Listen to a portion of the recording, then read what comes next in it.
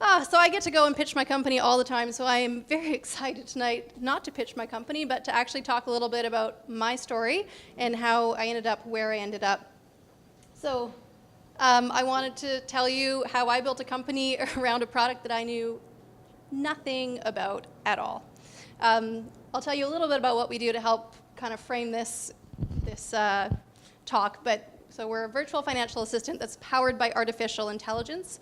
We work exclusively on a white label basis with banks all over the world. So really what we do is we help banks move into new channels like Facebook Messenger. We have a natural language processing engine so people can speak to their bank as if it's a human. And really what we do is, the core of it is pushing recommendations to people how they can better manage their financial well-being. And it's been going pretty well for the last year and a half. So it's been a great ride, and this is a little bit about how we got there.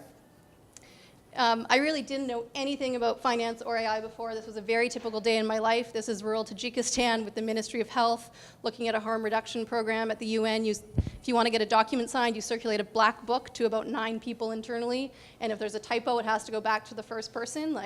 I was not tech savvy. I did not know banking. This was much more typical of myself. And then in 2014, I had done an MBA and really wanted to move back to Vancouver, spent 4 months kind of hanging out, figuring out what to do. Couldn't really find anything. And the guy in the middle there called me up and asked if I wanted to do something. And there's a great story about how we started working together, which I won't have time for, but can share afterwards if you're interested. And he brought on a technical co-founder. So the guy who's in the picture there, he's our technical co-founder. His name is legitimately Guru, which is does not get better. And the Guru is the type of guy, he was working for IBM in Sweden. He's originally from India. He quit his job at IBM to join Jake and I, which is entirely crazy. And then he proceeded to work on Canadian hours in India for 1 year, which is crazy. We finally got him a startup visa. He was number 5 in Canada to get the startup visa. This was the day that we picked him up at the airport. We weren't sure what he looked like. We weren't sure if he was a bot or not. He was real. He looks like that. He's put on a little bit of weight, truthfully, since we started this company. And he then proceeded to work in Canada for a year while his 1-year-old son and his wife were in India because we couldn't get them startup visas. And then we finally got them over here as well. So 2 years of sacrifice from this guy.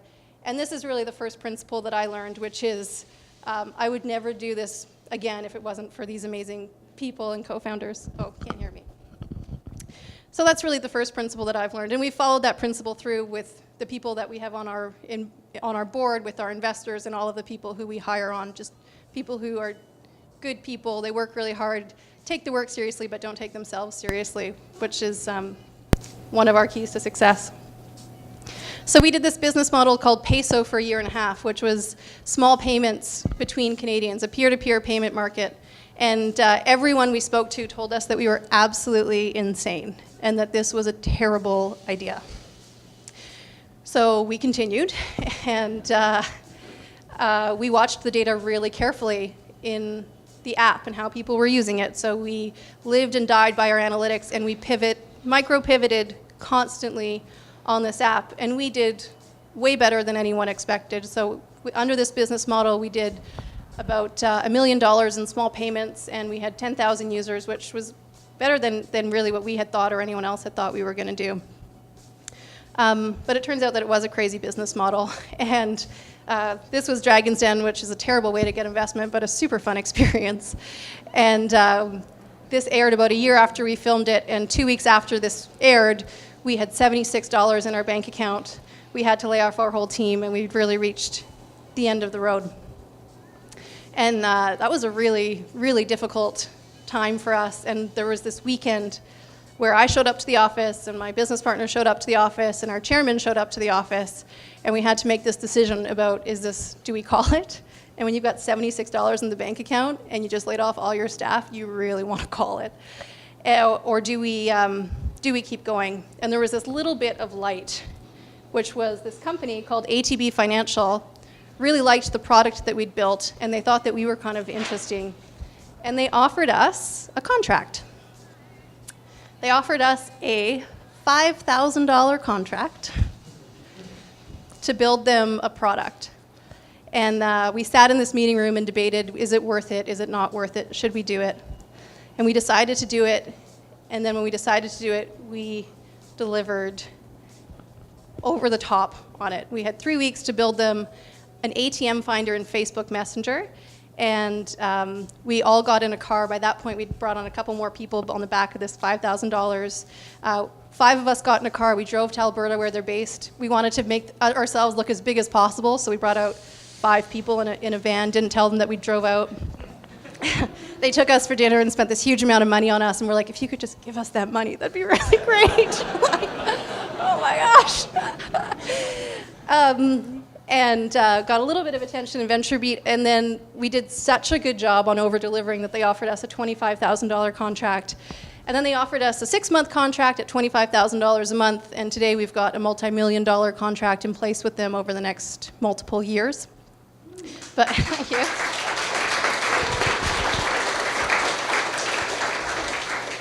But more importantly, we own that product, which they really helped us deliver, and they've become our biggest advocate for every other customer.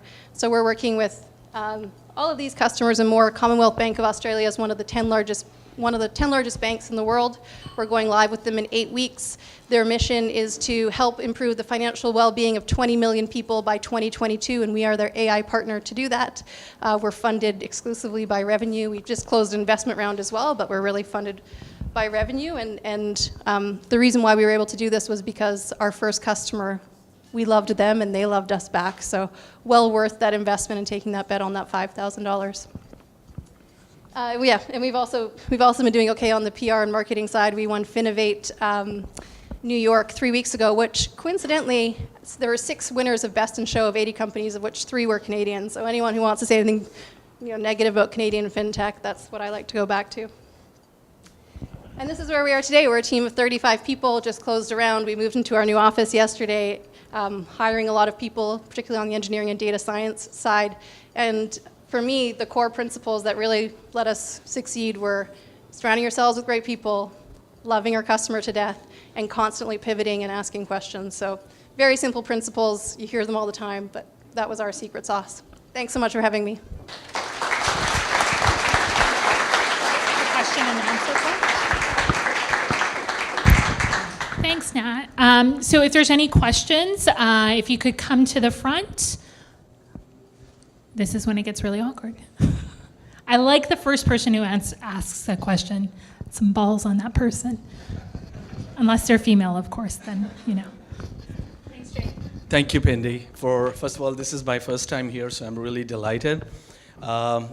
When you work in corporate, you never come to events like this, and when you leave corporate, you become an entrepreneur, and then you're looking for like-minded individuals, and this is a great platform. So I think, first of all, Nat, I missed that opportunity. I could have given you $10,000. I'm beating myself.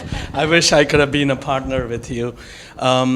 What I did want to know is, just from an inspiration point of view, how did you guys manage to keep yourself going for the time period to reach this? How did you guys do that?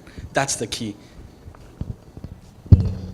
There were lots of days that I wanted to quit, that's for sure. I think a big part of it was my 2 business partners have both made huge sacrifices. Guru missed a year of his son's life to be able to do this venture, and I don't think you can ask for any more commitment from that.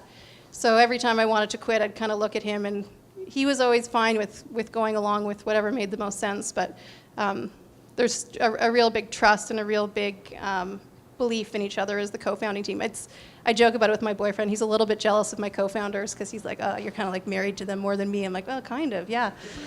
And it's true. Like I feel really, really strongly that I have to do well by them, and so that's what keeps me going.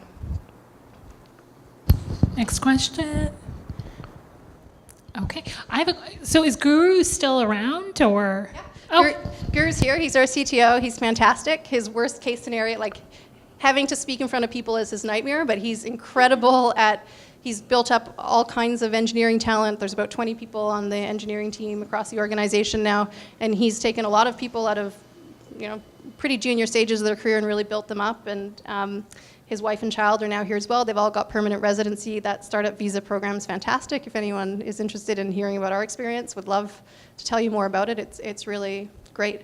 And he he said the most exciting thing that's ever happened in our business was the new office that we got yesterday. He like doesn't care about the investment, doesn't care about the customers. He's like, new office, this is so good. Does he have a corner office? Oh, Just no. kidding. we Just don't wondering. have corner offices yet. I was just kidding around. Any other questions?